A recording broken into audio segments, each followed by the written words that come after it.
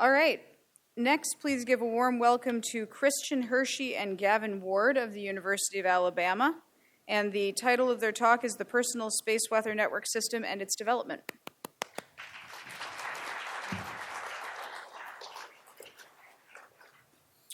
Hi, everyone, and welcome to our presentation on the Personal Space Weather Station Network, PSWS. Today, we'll be going over what the system is, how it works, and some updates on some new features as well as ideas for the future. My name is Christian Hirschey, and I am an accelerated master's student in computer science at the University of Alabama, and I'm joined by Gavin Ward, and I'm also an accelerated master's student at the University of Alabama. We work under our PI, Travis Atkinson, and Bill Engelke. So today's topics, as he mentioned, we're going to be talking about the Personal Weather Station Network, and our objective, obviously, is to use amateur radio for serious science. We're going to go over how we collect our data from all those different stations, how we're organizing and analyzing that data, and then an overview of new and ongoing ideas that were from our charrette. So one key feature of our system is the ability, as Dr. Fursell mentioned, to study ionospheric activity through Doppler shift.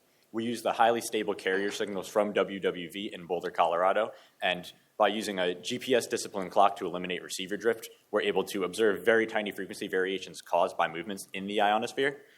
From here, we're able to study in combination with magnetometer output, satellite data, etc., as well as even triangulate the directions of traveling ionospheric disturbances, plasma density waves, by using multiple different stations. And so this is just a graphic about our PSWS data collection network. So as mentioned before, we have our GRAPE receivers, both GRAPE 1 and GRAPE 2, and RX888, which are our main two sources of data, but we also have those ground magnetometers. All these different stations are roughly, or instruments are fairly cheap to set up. So if someone wanted to get set up on them and join our system, it only costs roughly like $100 for some or less. When you have one of these set up, they'll send data to us once daily where we're able to collect it. We run visualization scripts, analyze the data, and then provide a medium for researchers to download it in order for them to obviously start working with that data. A little bit more about how these systems actually work in terms of the ionosphere. Credit to Christina Collins for the graphic. Very beautiful graphic. So these systems work, again, like I mentioned, they receive highly stable carrier signals from WWV, which are refracted through the ionosphere in one of the different layers, D, E, or F, depending on their frequency. And the amount of refraction depends on the plasma density of the ionosphere, which is constantly shifting due to solar flares, geomagnetic storms, or even terrestrial events like thunderstorms. As a result of this refraction, the actual frequencies that are observed on our station will be shifting in real time, and we are able to then take this and plot this so we can visualize ionospheric shifts through Doppler shift in real time. And so this is just a screenshot from our website of our map. So we have over 100 stations set up all throughout the world. The majority of them are in the U.S., but we have stations set up in, U.S., Europe, Australia, New Zealand, and even Antarctica. And you're able to go view where these stations are located on our map, as well as their status, whether they're online, inactive, offline, and so on. So as Gavin mentioned earlier, all active stations do a daily upload of an observation, which is 24 hours of raw spectrum data on 1 to 9 band. The server then catalogs and cross-references this data and these observations. Also, and oftentimes, we end up creating a waterfall plot which is a visual spectrogram showing frequency over time, in order to make it easy to actually see the Doppler shift and see what's actually going on in our data, since there is an extremely massive amount of data and it'd be pretty much impossible to understand otherwise. Some stations also have a magnetometer component attached to observe geomagnetic variations, which are similarly cataloged and plotted in most cases. And so when you're interested in going to get an observation, all you have to do is go onto our website. Under the observations, you're able to see a zip file containing the observations from a station for a given day. You're able to sort through and find specific stations, specific instruments, and download them. Also, as we mentioned, there are plots generated for most of the data types, and so you're able to see if there's going to be a plot or if there's a plot available by that green dot. For most of our data types, we do have some sort of visualization available. And for those that we currently don't, we're working towards adding some kind of visualization just to improve the understanding of our data. So now here's some examples of actual waterfall plots generated by our system. The top one, you can see sunrise and sunset. So essentially at sunrise, increase in solar radiation pushes the plasma density lower, which causes a positive Doppler shift. And then conversely at sunset, the opposite happens, a negative Doppler shift results. So you can actually see how sunrise and sunset and just solar radiation affects the Doppler shift from these stations on that top graph. On the bottom graph, you can see some medium scale traveling ionospheric disturbances. And for all the ham radio operators in the audience, which is probably everybody, this is what causes rapid signal fading, or QSB. So now a little bit about a recent breakthrough we've been able to develop and deploy. We have created a version 1.0 of a download API for bulk observation data downloads. Essentially what this is a GET endpoint where you can call it with a station ID or a location filter or anything of the sort, as well as a date range, and receive all of that data all at once. So like I mentioned, there's a required date range start and end date, which can be either a day, multiple days, or even longer periods of time, up to a month or even longer, as well as a required location filter. This can either be a station ID if you're interested in a specific station, or it can be more vaguely a latitude and longitude kind of box range if you're interested in stations in a certain geographic area or geographic location. Aside from that, there are some optional filters through an instrument ID filter if you're interested in only magnetometer observations from a station, for example, or the frequency filter. The instrument ID filter currently isn't the easiest to use, but we're looking into expanding that. So hopefully it can just be natural language. You type in magnetometer to the API, and it knows, okay, we'll grab the magnetometer stations rather than, oh, it has to grab from instrument ID 62 from this station. And then the frequency is much easier to use. You simply input the megahertz that you're looking for from that specific station. On the slide, you can see an example usage of the API. And if you're interested in some more documentation, it's available on the About page of our website. Some things to note of the API are there's currently some limitations and restrictions. Right now, we have it limited to 100 requests per day as a rate limit, as well as 500 megabytes per request maximum observation size. But these are just placeholders temporary for now. We want to be able to see how this strains our servers, the amount of stress resulting from all of these requests, and we'll be able to update those accordingly in the future. This API, again, can be called using curl, wget, pretty much any HTTP request library in any language of your choice, if that's your interest, or even typing directly into the browser. And some usage of this API will change when the heliophysics API is deployed, which Gavin will talk a little bit more about now. Yeah, so getting onto some potential upgrades for our server and our repository.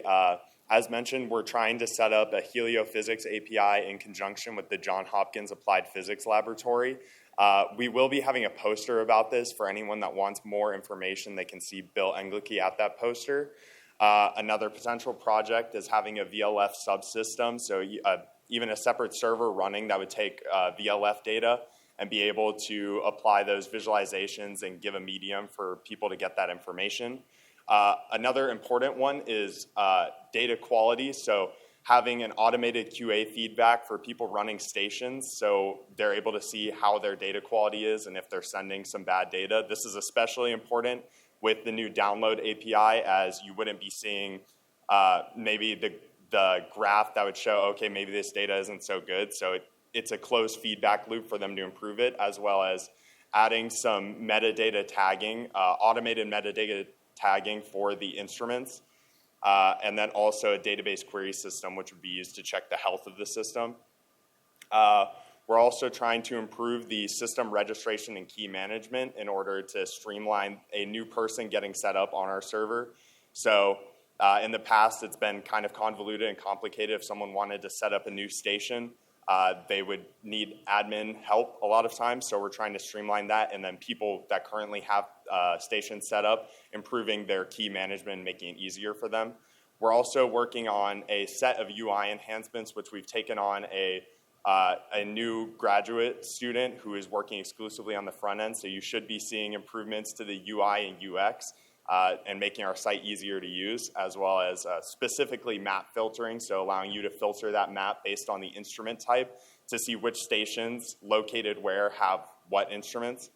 And then finally, some watchdog enhancements that allow it to take grape2 FL Digi data.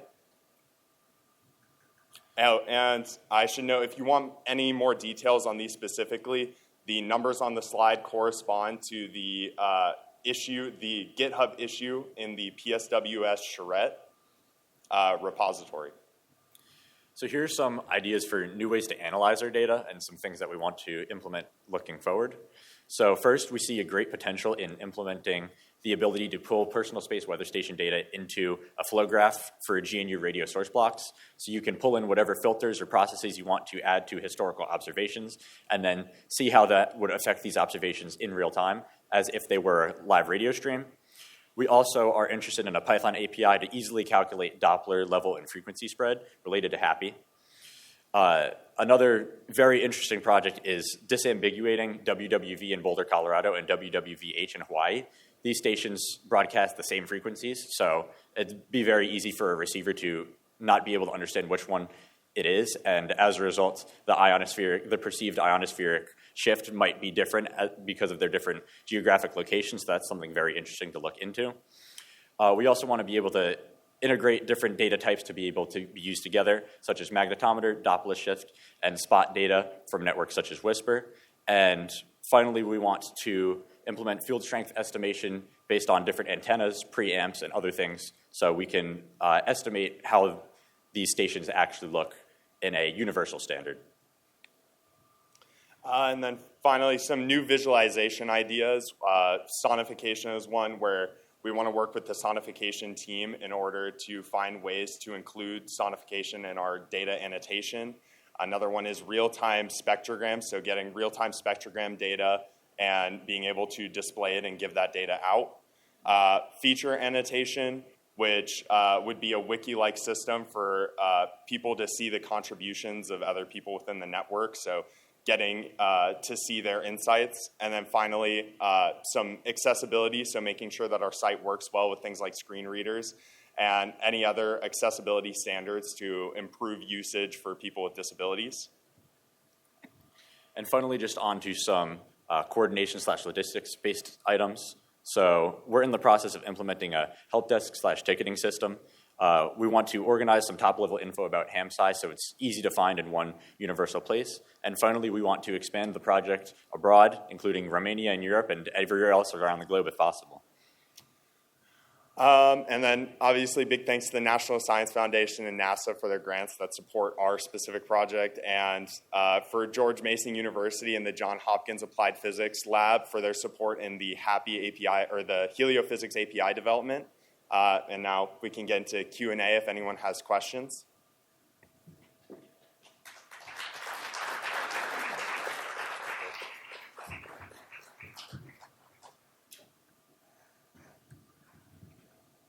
All right, we have time for one question. Anyone? Yeah. All right, I think we'll keep it rolling. One. When you're talking about the quality metric that you're talking about, this kind of relays back to the other thing is, if hams are going to be putting any sensors like magnetometers or other stuff, more times than not it's going to be near some of their other antennas or other things like that. So is the quality metric going to be able to help us in figuring out where to place things, or if where it's placed is good enough? And the other thing is, if, for example, we're in the midst of transmitting, how do you know how to throw out data if it's being overloaded by the transmitter being operational at that time?